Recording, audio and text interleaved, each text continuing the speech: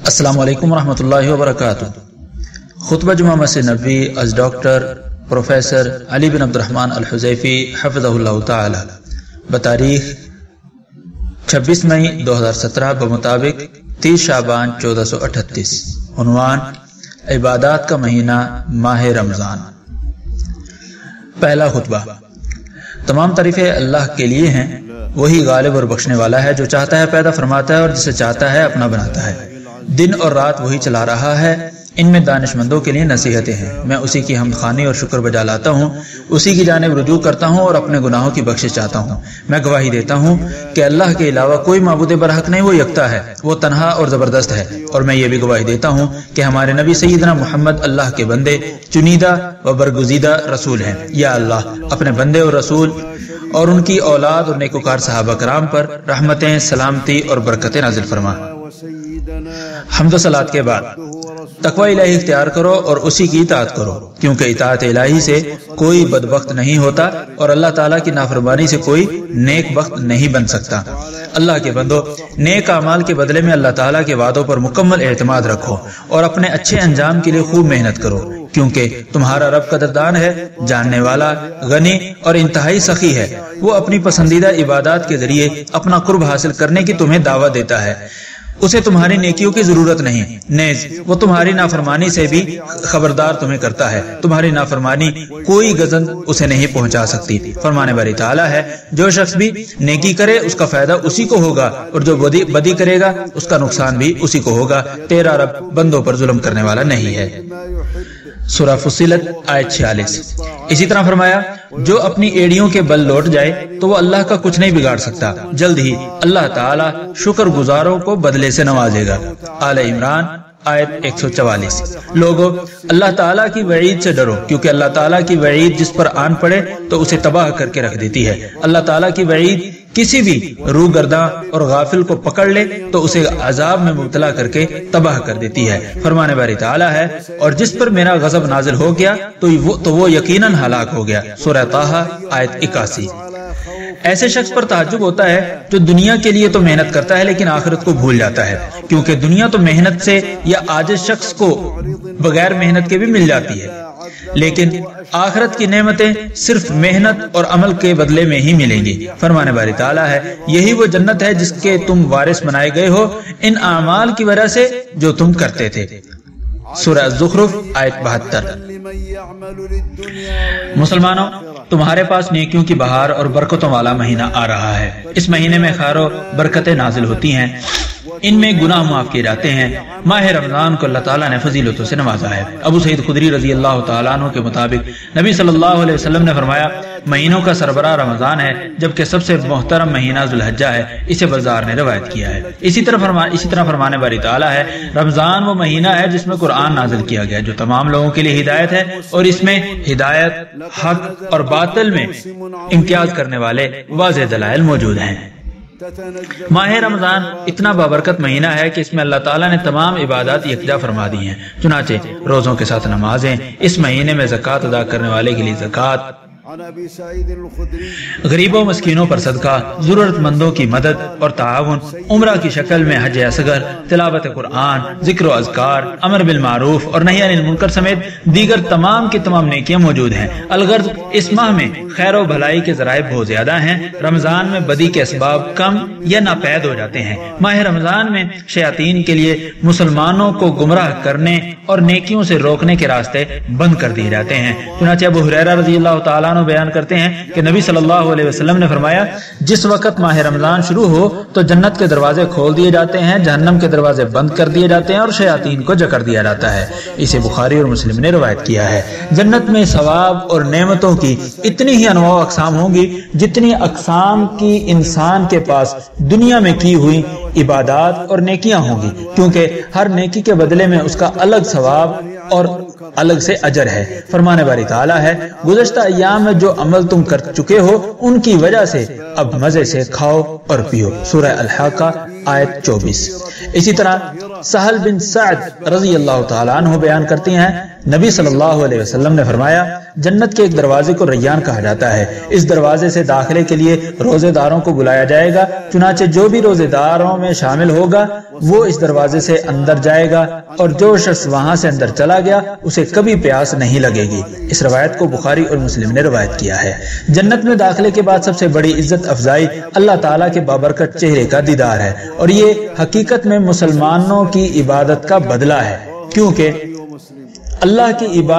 کیونکہ مسلمان اللہ کی عبادت اس طرح کرتا ہے گویا کہ وہ اللہ تعالیٰ کو دیکھ رہا ہے۔ اس بارے میں فرمان باری تعالیٰ ہے جن لوگوں نے اچھے کام کیے ان کے لیے ویسا ہی اچھا بدلہ ہوگا اور اس سے بھی زیادہ انہیں ملے گا، سورہ یونس آیت 26۔ اور نبی صلی اللہ علیہ وسلم نے اس آیت میں عربی لفظ زیادہ کی تفسیر بیان کرتے ہوئے فرمایا کہ اس سے مراد اللہ تعالیٰ کے بابرکت چہرے کا دیدار ہے، جیسا کہ سلمان رضی اللہ تعالیٰ عنہ سے صحیح مسلم میں یہ روایت موجود ہے۔ اس سے معلوم ہوا کہ نیکیوں کا دام ویسا ہی لگے گا جیسا کام ہوگا۔ بالکل اسی طرح عذاب کی انواع و اقسام بھی گناہوں کے متنوع ہونے پر منحصر ہے، چنانچہ کھانے کے لیے تھوہر اور پینے کے لیے کھولتا ہوا پانی حرام اور سود خور سمیت شراب نوش اور منشیات کا استعمال کرنے پر دیا جائے گا۔ اسی طرح سر پر گرم پانی اس شخص کے سر پر ڈالا جائے گا جو اپنے آپ کو متکبر اور شرعی احکامات سے بالا تر سمجھتا تھا اور حکم عدولی کرتا تھا۔ اس بارے میں فرمان باری تعالیٰ ہے بلا شبہ تھوہر کا درخت گناہگار کا کھانا ہے جو پگھلے ہوئے تانبے کی طرح پیٹوں میں جوش مارے گا، جیسے کھولتا ہوا پانی جوش مارتا ہے۔ اسے پکڑ لو، پھر گھسیٹتے ہوئے جہنم کے عین درمیان میں دھکا دے دو، پھر کھولتے ہوئے پانی کا کچھ عذاب اس کے سر پر انڈیلو، چکھ تو ہی بڑا معزز اور شریف بنا کرتا تھا، سورہ دخان آیت 43 تا 49۔ اس لیے دنیا اور آخرت میں اصول یہی ہے کہ جیسا کام ویسا دام۔ مسلمانوں، آپ بھی خوش ہو جاؤ کہ رسول اللہ صلی اللہ علیہ وسلم صحابہ کرام کو شعبان کے آخر میں رمضان کے آنے کی خوشخبری دیا کرتے تھے۔ اس کے لیے تیار ہو جاؤ، اس مہینے کا ہر قسم کی نیکی کے ذریعے بھرپور استقبال کرو، اس کے لیے تیاری کرو، اخلاص، ثواب کی امید اور دل کی اتھاہ گہرائیوں سے خوشی کا اظہار کرو، اس لیے کہ اللہ تعالیٰ نے تمہیں ایک بار پھر ماہ رمضان نصیب فرمایا ہے۔ فرمانے باری تعالیٰ ہے آپ کہہ دیں سب کچھ اللہ کے فضل اور رحمت سے ہے، لہذا اسی پر تو انہیں خوش ہونا چاہیے، یہ ان کی تمام جمع پونجی سے کہیں بہتر ہے، سورہ یونس آیت 58۔ استقبال رمضان کے لیے تمام گناہوں سے توبہ کر لو تاکہ اللہ تعالیٰ تمہارے گزشتہ تمام گناہ معاف فرما دے۔ استقبال رمضان کے لیے لوٹا ہوا مال حقیقی مالکان تک پہنچا دو، حقداروں کو ان کے حقوق دے دو تاکہ اللہ تعالیٰ تمہاری نیکیوں کو تحفظ بخشے اور تمہاری خطائیں مٹا دے۔ یہ بات ذہن نشین کر لو، ایک دن ایسا آئے گا کہ آپ رمضان دوبارہ نہیں پا سکو گے، اس لیے موت اور موت کے بعد کی سختیوں کے لیے تیاری رکھو، اپنے روزوں کو لغویات، بےہودگی، غیبت، چغلی سے پاک صاف رکھو، گندی باتوں اور گناہوں سے دور رہو، حرام چیزوں کو دیکھنے سے اپنی نگاہوں کی حفاظت کرو، اپنے دلوں کو برے خیالات سے بچاؤ تو تمہارے روزے اللہ تعالیٰ کے ہاں تمہارے لیے سفارشی بن جائیں گے۔ ابن عمر رضی اللہ تعالیٰ عنہما کہتے ہیں رسول اللہ صلی اللہ علیہ وسلم نے فرمایا بہت سے روزے داروں کے حصے میں صرف بھوک پیاس آتی ہے اور بہت سے قیام گزاروں کے حصے میں صرف بے خوابی آتی ہے۔ طبرانی نے اسے معجم الکبیر میں نقل کیا ہے۔ منذری رحمۃ اللہ علیہ کہتے ہیں کہ اس کی صنعت قابل قبول ہے۔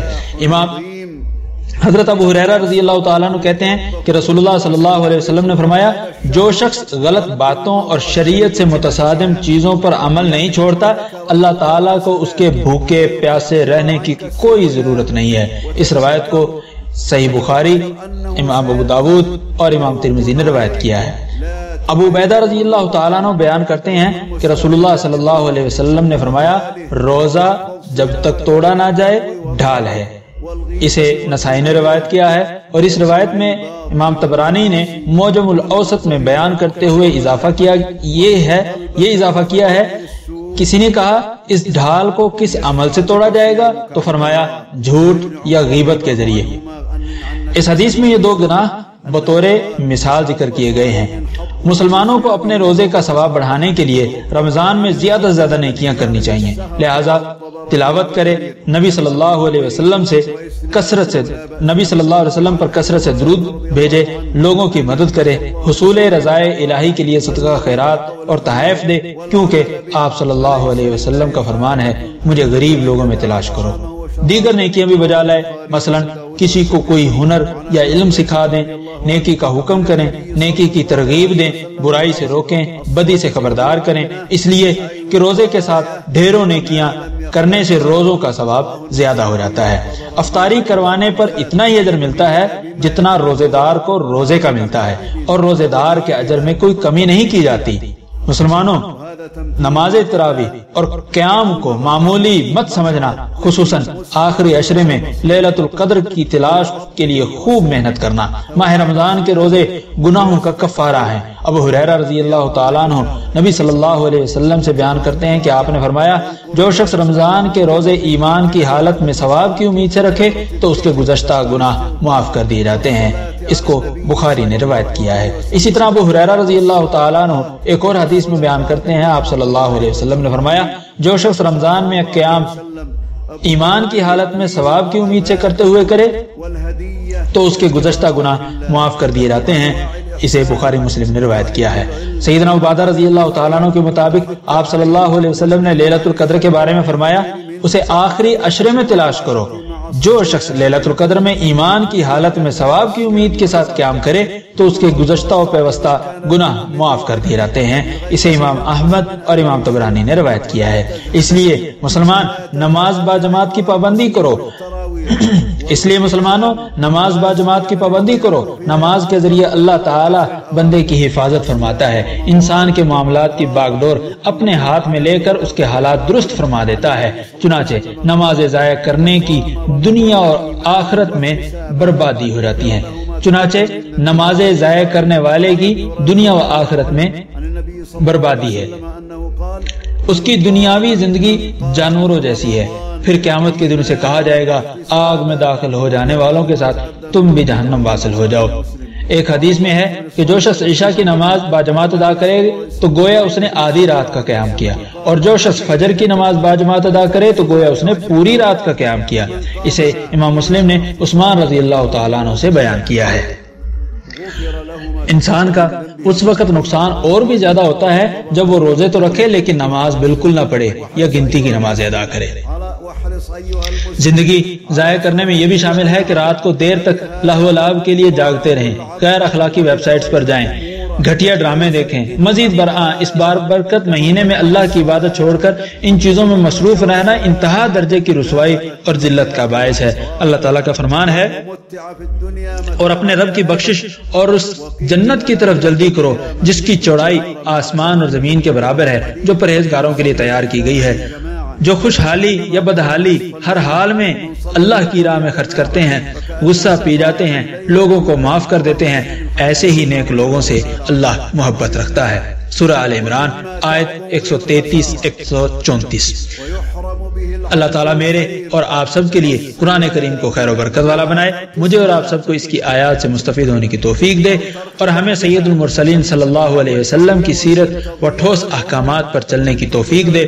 میں اپنی بات کو اسی پر ختم کرتے ہوئے اللہ تعالیٰ سے اپنے اور تمام مسلمانوں کے گناہوں کی بخشش چاہتا ہوں، تم بھی اسی سے گناہوں کی بخشش مانگو۔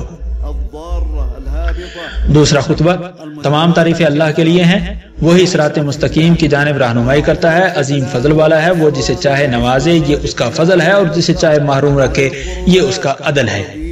وہی غالب اور حکمت والا ہے، میں اس کی حمد خوانی اور شکر بجا لاتا ہوں، اس کی طرف رجوع کرتا ہوں اور بخشش طلب کرتا ہوں اپنے گناہوں کی۔ میں گواہی دیتا ہوں کہ اللہ کے سوا کوئی معبود برحق نہیں، وہ اکیلا ہے، اس کا کوئی شریک نہیں، وہی قدرت اور علم والا ہے۔ میں یہ بھی گواہی دیتا ہوں کہ ہمارے نبی و سربراہ محمد اس کے بندے اور رسول ہیں، آپ ہی کی شریعت و سیرت روشن اور ٹھوس ہیں۔ یا اللہ اپنے بندے اور رسول محمد، ان کی آل اور بلند اخلاقی اقدار کے پیکر صحابہ کرام پر اپنی رحمت، سلامتی اور برکت نازل فرما۔ حمد و صلات کے بعد کما حقہ تقوی الہی اختیار کرو اور اسلام کے مضبوط کڑے کو اچھی طرح تھام لو۔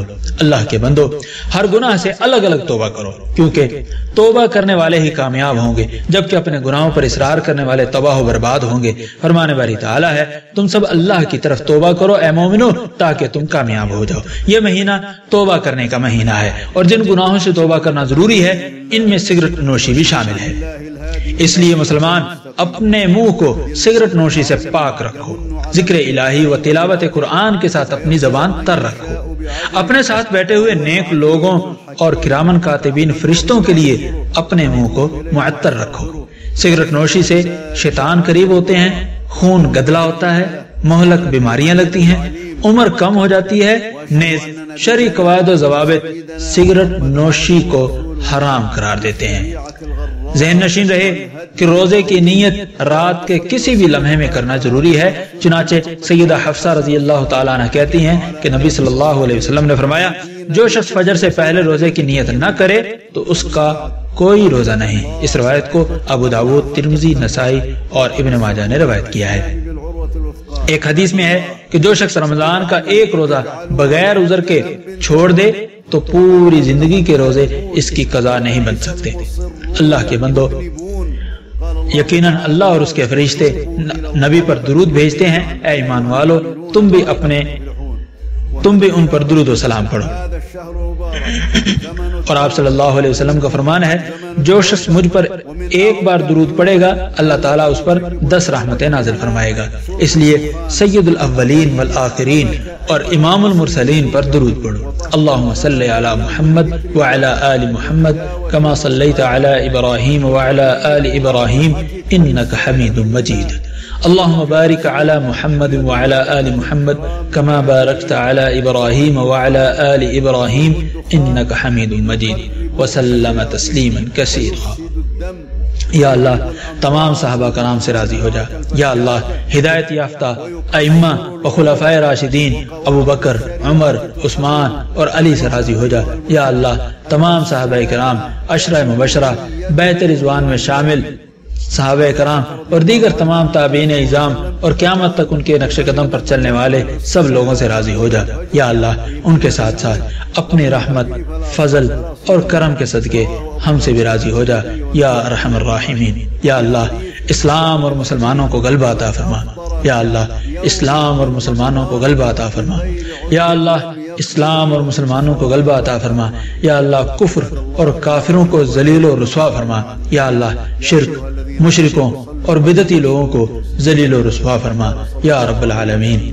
یا اللہ ہم تجھ سے سوال کرتے ہیں کہ تو بدعات کا خاتمہ فرما دے۔ یا اللہ روز قیامت تک کے لیے بدعات کا خاتمہ فرما دے۔ یا اللہ تیرے دین اور نبی کی سنتوں سے متصادم بدعات کا خاتمہ فرما دے۔ یا اللہ روز قیامت تک کے لیے بدعات کا خاتمہ فرما دے یا رب العالمین یا ذوالجلال والاکرام۔ یا اللہ تیری کتاب اور سنت نبوی کا بول بالا فرما یا ارحم الراحمین۔ یا اللہ اپنے دین، قرآن اور سنت نبوی کا ساری دنیا میں بول بالا فرما یا قوی یا متین۔ یا اللہ اپنے رحمت کے صدقے تمام مؤمن اور مسلمان مرد و خواتین کے معاملات سنوار دے یا ارحم الراحمین۔ یا اللہ ہر جگہ اور ہر وقت مسلمانوں کے حالات درست فرما دے یا رب العالمین۔ یا اللہ ہم سب مسلمانوں کو تیرے دین کی سمجھ عطا فرما۔ یا اللہ ہم سب مسلمانوں کو تیرے دین کی سمجھ عطا فرما یا رب العالمین۔ یا اللہ مقروض مسلمانوں کے قرضے چکا دے۔ یا اللہ مقروض مسلمانوں کے قرضے چکا دے یا رب العالمین۔ یا اللہ تمام مسلمان بیماروں کو شفا یاب فرما۔ یا اللہ تمام مسلمان بیماروں کو شفا یاب فرما۔ یا اللہ اپنی رحمت کے صدقے تمام مسلمان بیماروں کو شفا یاب فرما یا ارحم الراحمین۔ یا اللہ اپنی رحمت کے صدقے مسلمان قیدیوں کو رہا فرما یا ذوالجلال والاکرام یا ارحم الراحمین۔ یا اللہ ہمیں اور ہماری اولاد کو شیطانی چیلوں، چالوں اور شیطانی لشکروں سے محفوظ فرما یا رب العالمین۔ یا اللہ تمام مسلمانوں کو شیطان مردود کے ہمہ قسم کے شر سے محفوظ فرما یا رب العالمین۔ یا اللہ تمام مسلمانوں کی اولاد کو شیطان مردود کے ہمہ قسم کے شر سے محفوظ فرما، بے شک تو ہر چیز پر قادر ہے۔ یا اللہ ہمارے اگلے، پچھلے، खुफिया एलानिया, और जिन्हें तू हमसे भी ज्यादा जानता है, हमारे सब गुनाह माफ फरमा दे। तू ही हमें तहबाला करने वाला है, तेरे सिवा कोई माबूद नहीं। या अल्लाह अपनी रहमत के सदके हमें बारिश अता फरमा या रहमान राहिमीन। या अल्लाह अपनी रहमत के सदके हमें बारिश अता फरमा या रहमान राहिमीन। या अल्लाह हमें मूसलाधार तरो ताज़ा करने वाली बारिश अता फरमा। या अल्लाह अपनी रहमत के सदके हमें रहमत वाली बारिश अता फरमा। अजाब, गर्क और तबाही वाली बारिश से बचा या जुल जलाल वल इकराम। या अल्लाह तमाम फोशुदगान को बख्श दे। या अल्लाह जितने मुसलमान फोत हो चुकी हैं, या अल्लाह सबकी बख्शिश फरमा।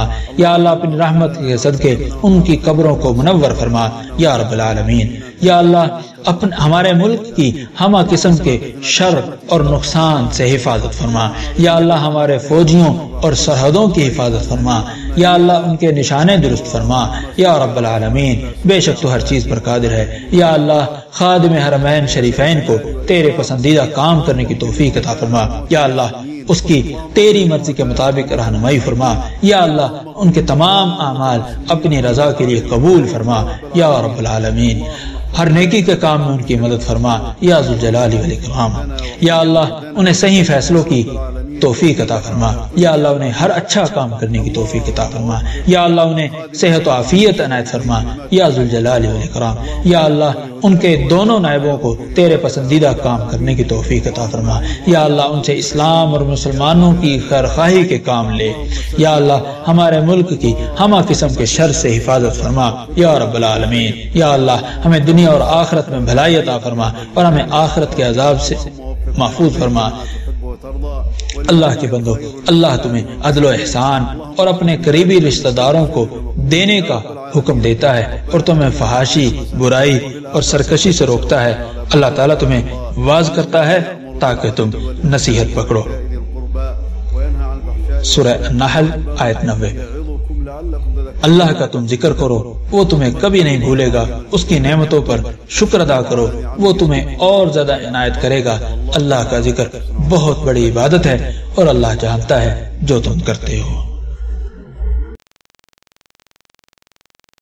इबादल्लाह इन्नल्लाह व मलाइकतहु युसल्लूना अलन नबी या अय्युहल्लज़ीना आमनू सल्लु अलैहि व सल्लिमू तस्लीमा वक़द क़ाल सल्लल्लाहु अलैहि वसल्लम मन सल्ला अलैहि सलातन वाहिदा सल्लल्लाहु अलैहि बिहा अशरा वसल्लु वसल्लिमू अला सय्यिदिल अव्वलीन वल आखिरीन व इमामिल मुरसलीन अल्लाहुम्मा सल्लि अला मुहम्मद व अला आलि मुहम्मद कमा सल्लैता अला इब्राहीम व अला आलि इब्राहीम इन्नका हमीदुम मजीद। اللهم بارك على محمد وعلى آل محمد كما باركت على إبراهيم وعلى آل إبراهيم إنك حميد مجيد وسلم تسليما كثيرا. اللهم وارض عن الخلفاء الراشدين، اللهم وارض عن الخلفاء الراشدين الأئمة المهديين أبي بكر وعمر وعثمان وعلي، وعن جميع أصحاب نبيك أجمعين، وعن العشرة، وعن الذين بايعوا نبيك تحت الشجرة. اللهم وارض عنهم وارض عن التابعين ومن تبعهم بإحسان إلى يوم الدين. اللهم وارض عنا معهم بمنك وكرمك وفضلك ورحمتك يا أرحم الراحمين. اللهم أعز الإسلام والمسلمين، اللهم أعز الإسلام والمسلمين، اللهم أعز الإسلام والمسلمين وأذل الكفر والكافرين وأذل الشرك والمشركين والمبتدعين يا رب العالمين. اللهم انصر دينك وكتابك وسنة نبيك يا قوي يا متين. اللهم تول أمر كل مؤمن ومؤمنة وأمر كل مسلم ومسلمة برحمتك يا أرحم الراحمين. اللهم أصلح أحوال المسلمين في كل زمان وفي كل مكان يا رب العالمين. اللهم فقهنا والمسلمين في دينك، اللهم فقهنا والمسلمين في دينك يا رب العالمين. اللهم اقض الدين عن المدينين من المسلمين، اللهم اقض الدين عن المدينين من المسلمين يا رب العالمين. اللهم واشف مرضانا ومرضى المسلمين، اللهم واشف مرضانا ومرضى المسلمين، اللهم واشف مرضانا ومرضى المسلمين برحمتك يا أرحم الراحمين.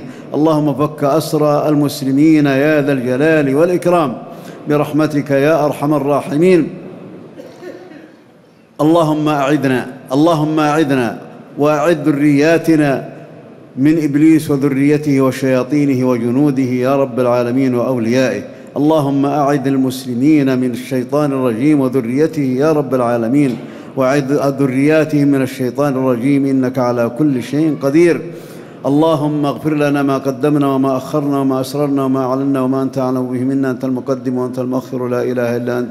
اللهم أغثنا برحمتك يا أرحم الراحمين، اللهم أغثنا برحمتك يا أرحم الراحمين غيثا هنيئا مريئا. اللهم سقيا رحمة لا سقيا عذاب ولا هدم ولا غرق، برحمتك يا ذا الجلال والإكرام. اللهم اغفر لموتانا وموتى المسلمين، اللهم اغفر لموتانا وموتى المسلمين، اللهم اغفر لموتانا وموتى المسلمين ونور عليهم قبورهم يا رب العالمين. اللهم احفظ بلادنا من كل شر ومكروه، اللهم احفظ حدودنا واحفظ جنودنا وسددهم يا رب العالمين، إنك على كل شيء قدير. اللهم وفق خادم الحرمين الشريفين لما تحب وترضى، اللهم وفقه لهداك واجعل عمله في رضاك يا رب العالمين. اللهم أعنه على كل خير يا ذا الجلال والإكرام.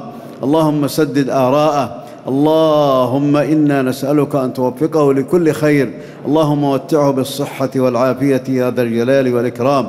اللهم وفق نائبيه لما تحب وترضى ولما فيه الخير للإسلام والمسلمين. اللهم احفظ بلادنا من كل شر ومكروه يا رب العالمين. ربنا آتنا في الدنيا حسنة وفي الآخرة حسنة وقنا عذاب النار. عباد الله، إن الله يأمر بالعدل والإحسان وإيتاء ذي القربى وينهى عن الفحشاء والمنكر والبغي يعظكم لعلكم تذكرون. فاذكروا الله العظيم الجليل يذكركم واشكروه على نعمه يزدكم، ولذكر الله أكبر، والله يعلم ما تصنعون.